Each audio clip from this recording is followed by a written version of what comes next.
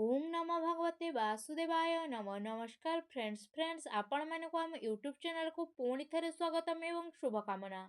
आज ए भिडियो रे मु आपण मानक कहबाकू जाउछि कि एही 1 तारिख एवं 2 तारिखर दिन आपण मानकर किपरि भाबरे कटिबो, अर्थात आपण मानकर एही 2 दिन किपरि भाबरे साब्यस्त मध्य हेबो, आपण माने एही 2 दिन को किपरि भाबरे प्लानिंग मध्य करिनेबे, आपण मानकु केउ सबु जिनिसरु फायदा मध्य मिलिबो एवं ता सहित आपण मानकु केउ सबु जिनिसरे सावधानता अवलंबन मध्य करिया पाइंगिना पड़िबो। ता सहित आपण मानकर लव लाइन किपरि भाबरे रहइबो, क्यारियर मध्य किपरि भाबरे रहइबो, आउ आपण मानकर बिजनेस एवं व्यापार मध्य किपरि भाबरे रहइबो। ता सहित सबुठारु गुरुत्वपूर्ण आपण मानक स्वास्थ्यर किछि महत्वपूर्ण इनफॉरमेशन मध्य मु आपण मानकु देबी एवं ता सहित वीडियो शेष में आपण मानकु गोटे उपाय विषय कहबी कि जहा द्वारा आपण माने ए दिन को बहुत ही भल एवं सुखदमय भाव में कटि पारिबे एवं आपण मानकर दिनचर्या बहुत ही मात्रा रे भल रहिबो। तेणु सबुथर परी मोर गोटे रिक्वेस्ट कि आपण मानकु आपण माने जदि ए चैनल रे नुआ अछंती तेबे एबे ही जाई सब्सक्राइब करंतु एवं पाखरे थिबा बेल आइकन को मध्य क्लिक करंतु जहा फल रे समय समय रे समस्त भिडियो नोटिफिकेशन आपण मानकु ही सर्वप्रथमे मिली जिवो।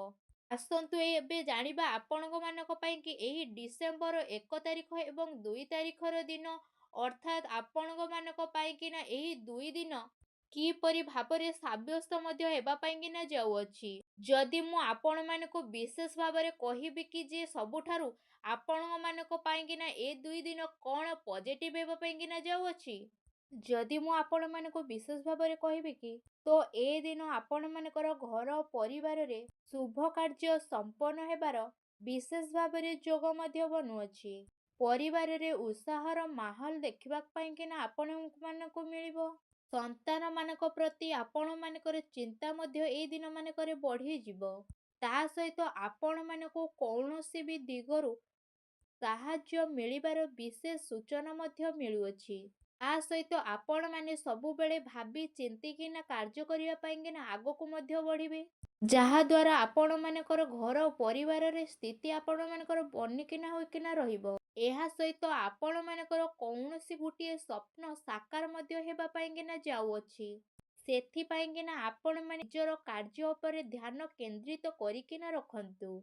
आ सहित केउठी पुंजी निवेश करिबा आपण मानक पाइंगे ना भविष्यत जीवन रे फायदा मान भाबरे मध्य काम देबो। विद्यार्थी मानक प्रतियोगिता संबंधित परीक्षा रे उचित परिणाम मध्य हासिल हेबो। ता सहित आपण मानकर सबु कार्य आसानी रे ही मध्य पूरा हे जिवो। कौनसी क्षेत्ररु आर्थिक अभाव आसीबा कारणरु आपण निजको निजे चित्तामग्न होइकिना रहिबे। ए दिन रे आपण मानकर ग्रहर स्थिति व्यक्तित्व को आपण मानकर प्रभावशाली मध्य करिवो। ता सहित समाज रे आपण मानकर योग्यता द्वारा मान सम्मान मध्य आपण मानको प्राप्त हेबो।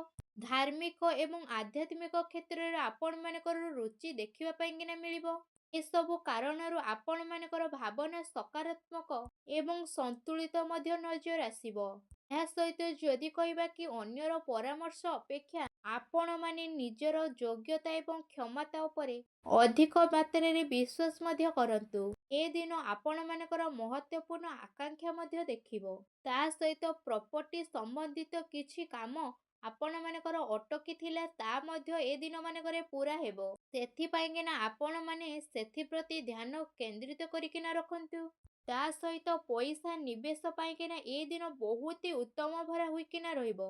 ଆସନ୍ତୁ ଏବେ ଜାଣିବା ଆପଣ ମାନଙ୍କ ପାଇଁକିନା ଏ ଦିନ କଣ ନେଗେଟିଭ ମଧ୍ୟ ରହିବ। ଅନାବଶ୍ୟକ କୌଣସି ପ୍ରକାରର ବିବାଦ ଉତ୍ପନ୍ନ ହେବାର ବିଶେଷ ଭାବରେ ସମ୍ଭାବନା ମଧ୍ୟ ବନୁଛି। କୌଣସି ବ୍ୟକ୍ତିଙ୍କ ଦ୍ୱାରା ବିଶେଷ ଭାବରେ ଘରେ ଆପଣ ମାନଙ୍କର ଚିନ୍ତାର ମାହୋଲ ମଧ୍ୟ ରହିବ।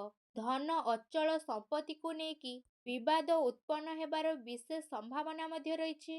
ତା ସହିତ ଆପଣ ମାନଙ୍କ ଜୀବନରେ ଉତ୍ଥାନ ପତନ ହେବାର ମଧ୍ୟ ଦେଖାଯାଉଛି।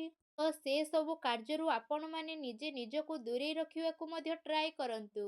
ଏହା ଆପଣ ମାନଙ୍କ ପାଇଁକିନା ବହୁତ ହି ଭଲ ରହିବ।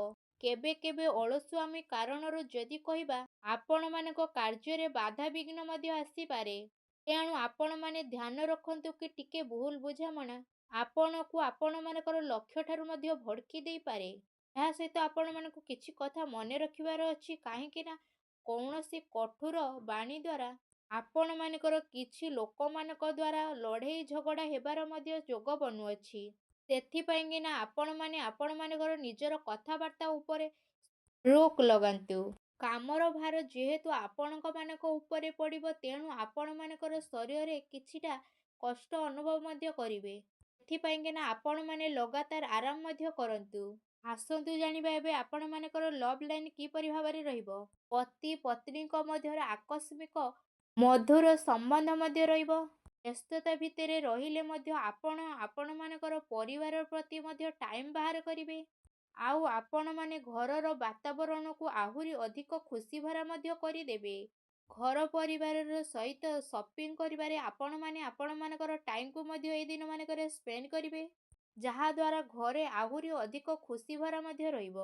ତା ସହିତ ଅବିବାହିତ ଲୋକମାନଙ୍କ ପାଇଁକିନା ଭଲ ଖବର ମଧ୍ୟ ଆସିପାରେ, ଯାହାଦ୍ୱାରା ସେ କାରଣରୁ ଆପଣମାନଙ୍କ ମନ ବହୁତ ହି ଖୁସି ମଧ୍ୟ ରହିବ। ଆସନ୍ତୁ ଏବେ ଜାଣିବା ଆପଣମାନଙ୍କର ଏହି ଦିନମାନଙ୍କର ବ୍ୟବସାୟ କ୍ୟାରିୟର କିପରି ଭାବରେ ରହିବ। ପୂର୍ବ କିଛି ଦିନରୁ ଯଦି କହିବା, ଯେଉଁ ଯେଉଁ ବିଜନେସରେ ଆପଣମାନଙ୍କର ଭଲ ବାସ୍ତି ଚାଲି ଆସୁଥିଲା, ସେ ସବୁ କ୍ଷେତ୍ରରେ ଆପଣମାନଙ୍କୁ ଭଲ ପରିଣାମ ମଧ୍ୟ ଆସିବ। ମହତ୍ତ୍ୱପୂର୍ଣ୍ଣ ଉପଲବ୍ଧି ଆପଣମାନଙ୍କୁ ଏ ଦିନମାନଙ୍କରେ ବିଶେଷ ଭାବରେ ପ୍ରାପ୍ତ ମଧ୍ୟ ହେବ। ଚାକିରି ପେଶା ଲୋକମାନଙ୍କୁ ସେମାନଙ୍କର ଟାର୍ଗେଟ ପୂରା ହେବା କାରଣରୁ ସେମାନେ ବହୁତ ଖୁସି ଅନୁଭବ ମଧ୍ୟ କରିବେ। ବ୍ୟବସାୟିକ ସ୍ଥଳରେ ଯଦି କହିବା, ବିଶେଷ ଭାବରେ ଆପଣମାନଙ୍କର ସ୍ଥିତି ମଧ୍ୟ ବଢ଼ିବ। କର୍ମଚାରୀମାନଙ୍କର ନିଜର କାର୍ଯ୍ୟ ପ୍ରତି ସମ୍ପୂର୍ଣ୍ଣ ରୂପ ଭାବରେ ସହାନୁଭୂତି ମଧ୍ୟ ରହିବ।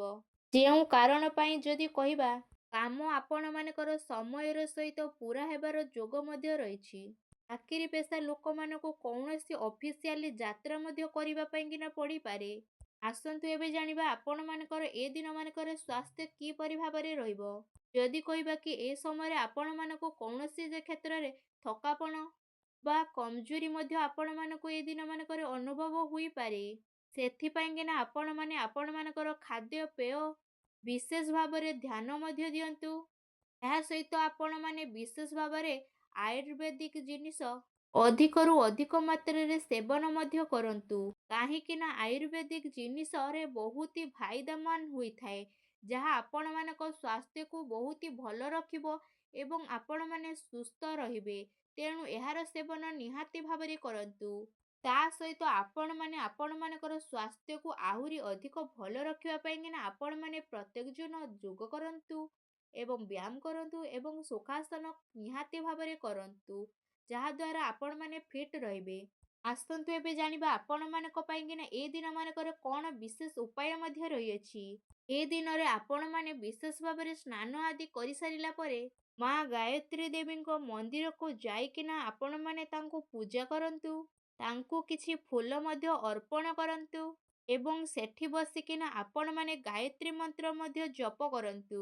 ଓଁ ଭୂର୍ଭୁବଃସ୍ୱଃ ତତ୍ସବିତୁର୍ବରେଣ୍ୟଂ ଭର୍ଗଦେବସ୍ୟ ଧୀମହି ଧିୟୋ ୟୋ ନଃ ପ୍ରଚୋଦୟାତ୍। ଏହି ଗାୟତ୍ରୀ ମନ୍ତ୍ରକୁ ଆପଣମାନେ 11 ଥର ସେଠି ବସିକିନା ଜପ ମଧ୍ୟ କରନ୍ତୁ। ଏହି ମନ୍ତ୍ରକୁ ଆପଣମାନେ ଜପ କରିବା ପରେ ଆପଣମାନେ ଛୋଟ ପିଲାଙ୍କୁ କିଛି ଖାଦ୍ୟ ମଧ୍ୟ ଦିଅନ୍ତୁ, ଯାହାଦ୍ୱାରା ଦେବୀ ଗାୟତ୍ରୀଙ୍କର ଆପଣମାନଙ୍କର ଉପରେ ଆଶୀର୍ବାଦ ମଧ୍ୟ ବନିକିନା ରହିବ ଏବଂ ଆପଣମାନଙ୍କ ଲାଇଫରେ ଯେଉଁ ସବୁ କଷ୍ଟ ଆସିବାକୁ ଯାଉଥିଲା, ସେ ସବୁକୁ ମଧ୍ୟ ଗାୟତ୍ରୀ ଦେବୀ ପୂର୍ଣ୍ଣ ମଧ୍ୟ କରିନେବେ ଏବଂ ଦୂର କରିଦେବେ ଏବଂ ଯାହାଦ୍ୱାରା ଆପଣମାନଙ୍କର ଏଇ ଦିନ ବହୁତ ଭଲ ଏବଂ ସୁଖଦପୂର୍ଣ୍ଣ ହୋଇକିନା ରହିବ।